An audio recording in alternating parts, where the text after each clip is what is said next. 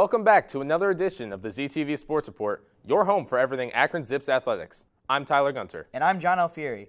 We have an exciting episode in store for today, and Tyler, I think we should start off by talking about our women's soccer team.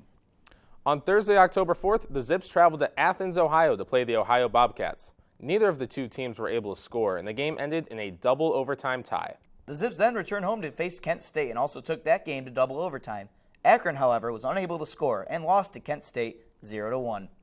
The Zips then began a two-game road trip where they faced Ball State and Miami University. The Zips then again took their first road game into double overtime, making this their third straight game of double OT. They would unfortunately lose to Ball State 0-1, but they were able to defeat Miami 2-1. With a minute and a half left in the match versus Miami, the Zips and Redhawks were tied 1-1, but Angela Boyce scored her first career goal at this mark, allowing the Zips to claim their 2-1 victory and avoid another game of overtime. Akron returned home on Thursday, October 18th, to face Bowling Green, and Ian Runninger has the highlights. The Akron Zips hosted the Bowling Green Eagles on Thursday, October 18th at Cub Cadet Field. October is Breast Cancer Awareness Month, which is a national health campaign to raise awareness and to raise funds for the disease. Both teams decided to acknowledge anyone that is a part of the game that has gone through breast cancer or is currently fighting it. Both teams wear pink socks, cleats, and even headbands to recognize awareness to the cancer. Both teams also released pink balloons into the sky that they were given before the game started.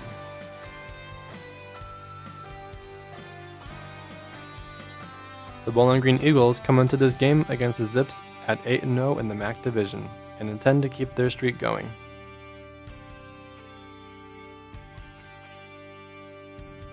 The Eagles came out strong in the first half by keeping the ball on the Zips side of the field and keeping pressure on the goalie for the majority of the first half. Bowling Green had a total of 13 shots in the first half and had 3 corner kicks. Falcons also managed to keep the Zips down to just 1 shot on their goal in the first half, along with 0 corners.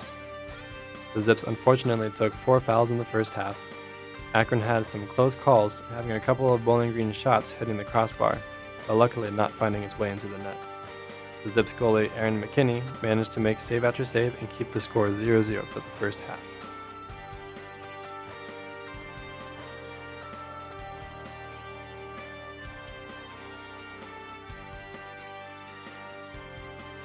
Akron started the second half of the game in better condition than the first.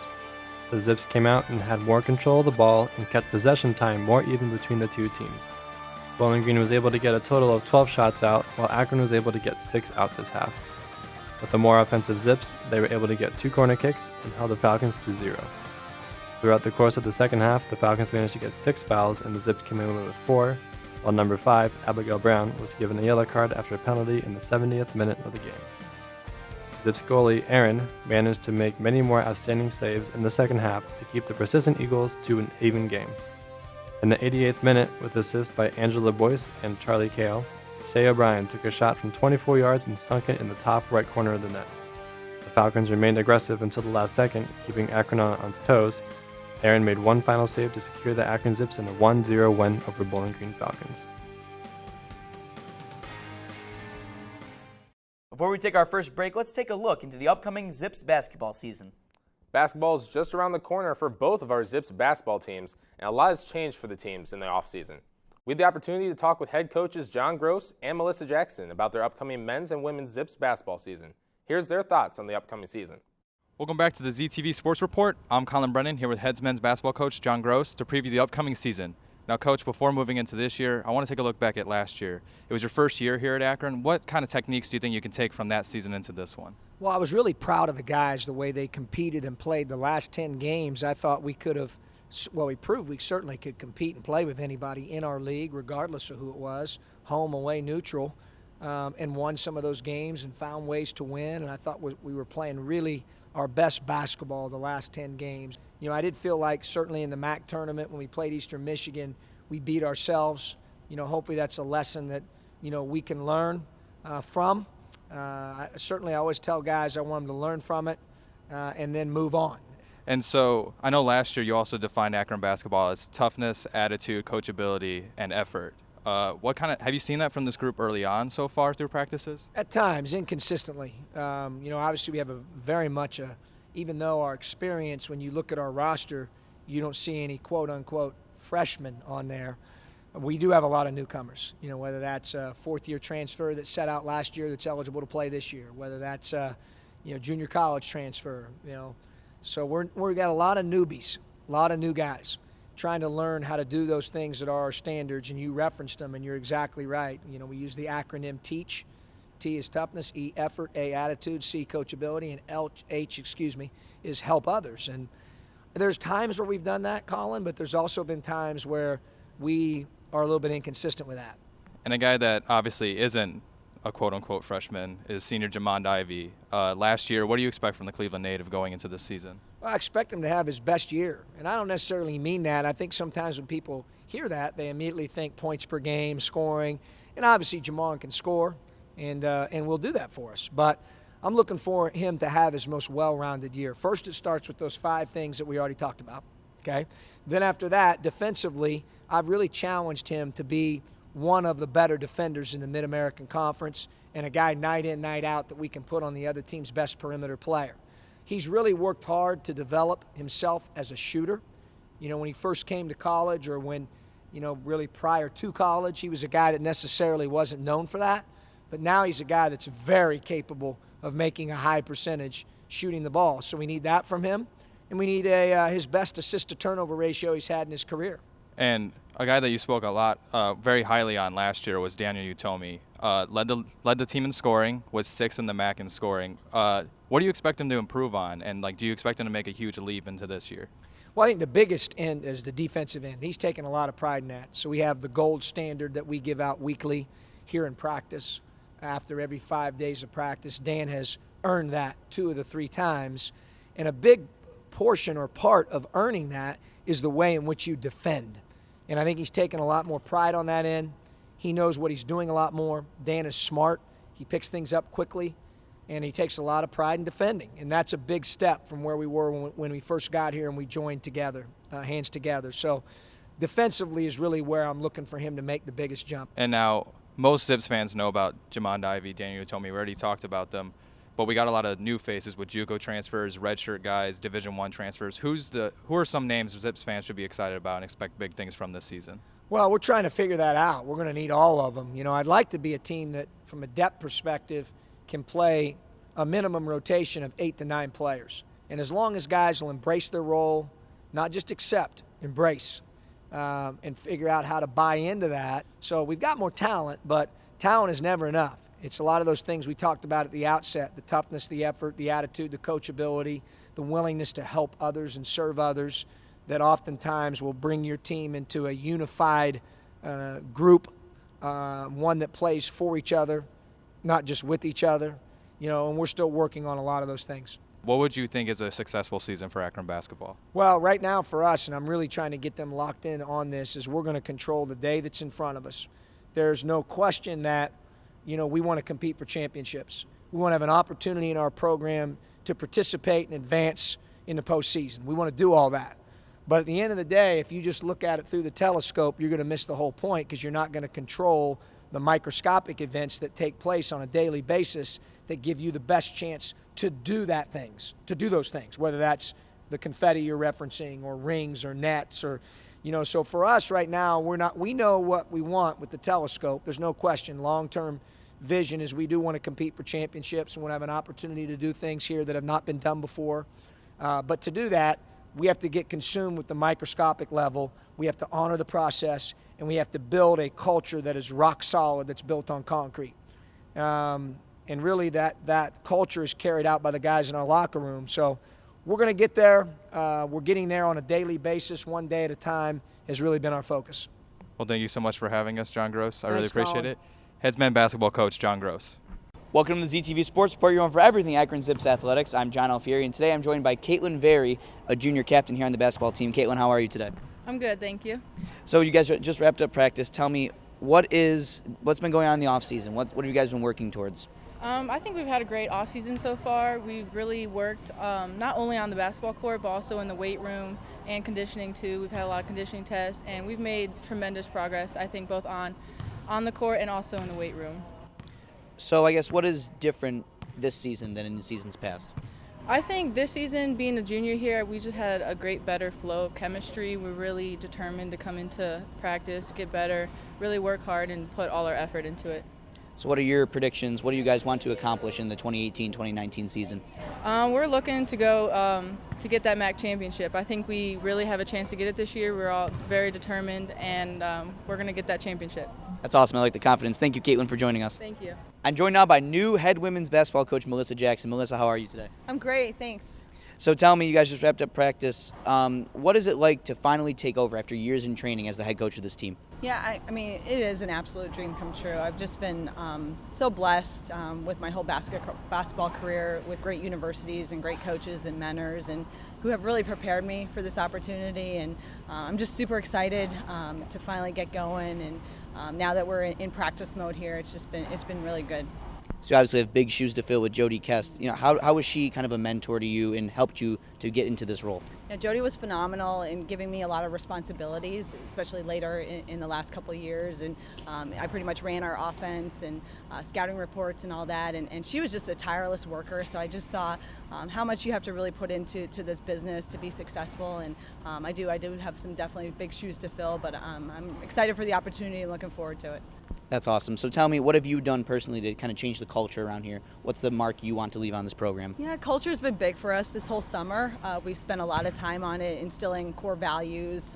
Family is huge for me on and off the court, and I want my team to act like a family, and they have, and they've really bought into our core values, and it's really about being a great teammate first and foremost. And so I think the foundation is solid, and now as we continue to recruit players to our program, hopefully we can just take off from there. Well, Coach, best of luck to you on the season. I know you guys have a busy couple months ahead of you preparing for the regular season, but good luck. Great, thank you very much. Thank you. Well, I'm interested to see how these changes will affect both of these teams once the season begins. Let's take our first break. When we return, we'll have all the latest men's soccer and football highlights. Welcome back. After the Akron men's soccer team's disappointing loss against Syracuse, the team traveled to Bowling Green. The game went into double overtime, and despite the Zips outshooting the Falcons 21-7, the game resulted in a 0-0 tie. The team then played Michigan State and defeated them 2-1 thanks to goals from Sky Harder and David Egbo. The Zips return home on Saturday, October 13th to face West Virginia. Here with the highlights is Rob Shiginer. On Saturday, October 13th, the University of Akron's men's soccer team squared off against the West Virginia Mountaineers in a conference matchup. The Zips are coming off a huge win against Michigan State and are looking to keep the momentum going. The match would start with both sides trying to work the ball into the box, looking for a hole in each other's defense, but both sides would hold strong against the pressure. Akron's solid defense and keeper Ben Lunt's quick reactions would keep the Mountaineers at bay, and West Virginia's goalie Steven Tuketsky would make key stops against Akron's offense. Akron would test Tuketsky, sending the ball in his directions on numerous occasions. Akron's shots would be taken by Marcel Zajac, Carlo Rotasio, and Diago Pacheco. West Virginia would get a good chance to score when Andres Muriel Albino draws a foul. The resulting free kick would be crossed into the box, and the driving Kevin Morris would poke the ball to the left of the goal. Akron would test Tuketsky once more, but a tip shot would send the match into halftime, with no score on either end. The second half would start like the first, with both sides trying to find gaps in the defense. However, Akron would be able to find breathing room to break upfield and into the box, where a short cross would find Marcel Zajac open for the first goal of the night, and giving the Zips a 1-0 lead over the Mountaineers. Akron would try to add to the lead for a solid amount of the second half. But as the match drew near the end, the Mountaineers would send a flurry of shots at Ben Lunt. Shots would be taken by Jorge Quintanilla, Joey Piacek, Albert Andres Lop, Logan Lucas, and Kevin Morris. And with 13 seconds left in the match, Joey Piacek would find the back of the net and would send the match into overtime.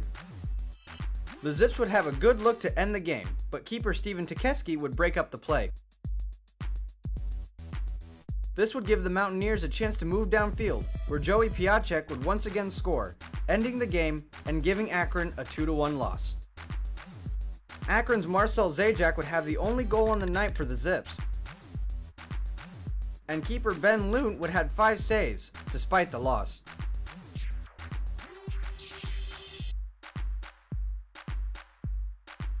The Zips would be back in action Tuesday, October 16th, as they host the Creighton Blue Jays in a non-conference finale. The Zips looked like they were going to secure another win until West Virginia came back with 13 seconds left to stun the Zips. The Zips look to bounce back in their next home game held on October 16th against Creighton. Here with the highlights is our very own Tyler Gunter. It was a cold and chilly Tuesday night in Akron as the Zips men's soccer team looked to take down the number 8 ranked Creighton Blue Jays, who were 9-2-1 entering this match. It was going to be a challenging game against Creighton, who was ranked 4th in the NCAA in shots per game before the start of this match. Number 7 for Akron, Izana Kuse, was looking to get a shot off before being called for a foul, which he obviously didn't agree with. The Blue Jays started fighting back as they kicked an absolute bullet that was stopped and deflected by Akron goalkeeper number 24, Tor Saunders.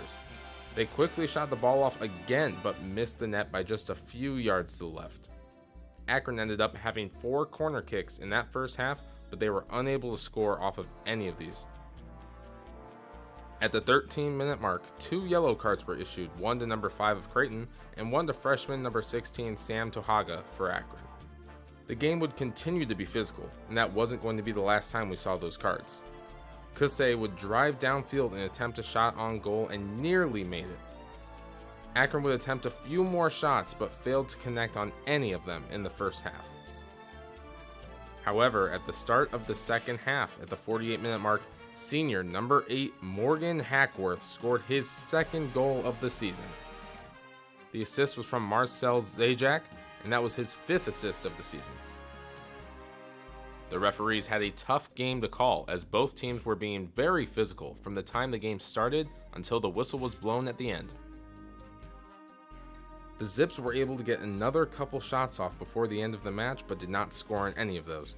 The defense, however, played outstanding all game long, and they were able to hold on for the win in the remaining minutes of the game.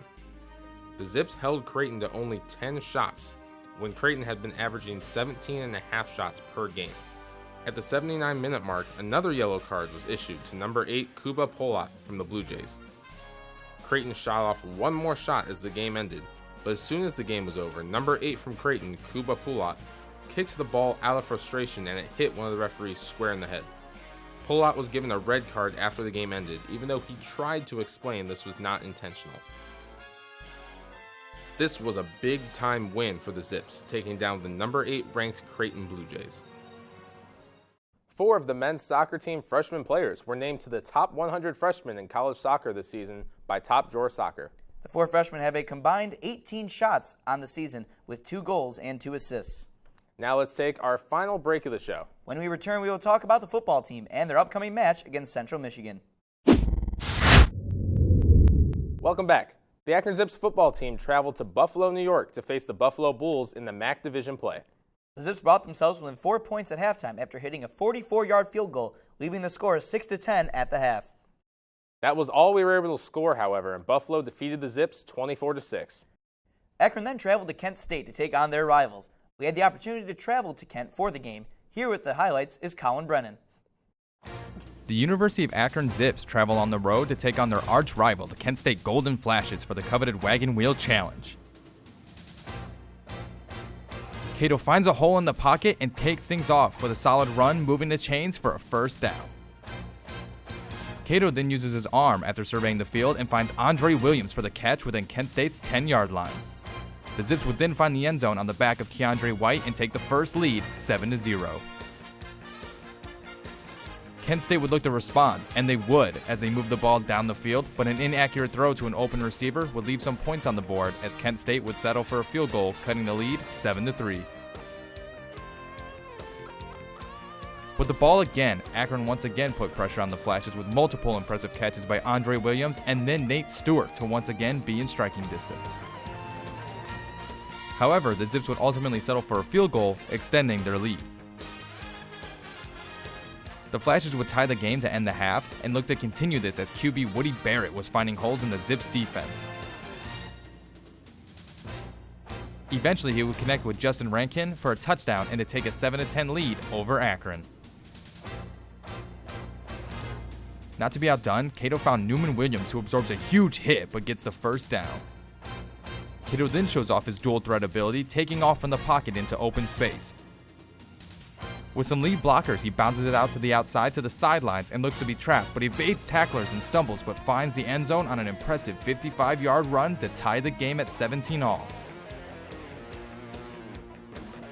In the final minutes taking off in the fourth quarter, the Zips looked to secure an interception, but instead would be ruled a catch and both teams would head to overtime.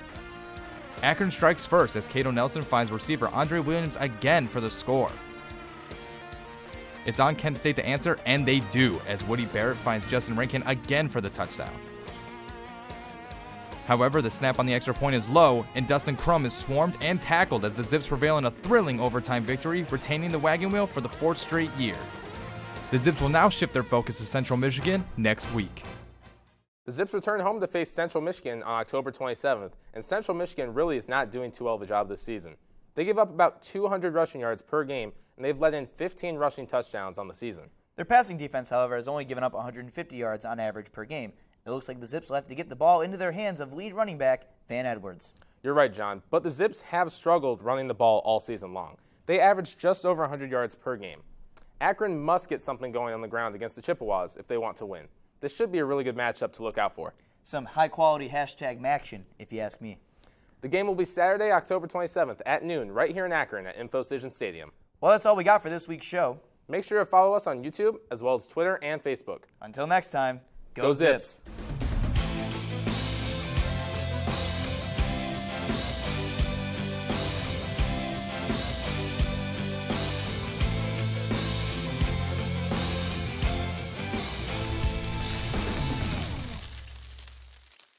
This program was produced by ZTV at the University of Akron.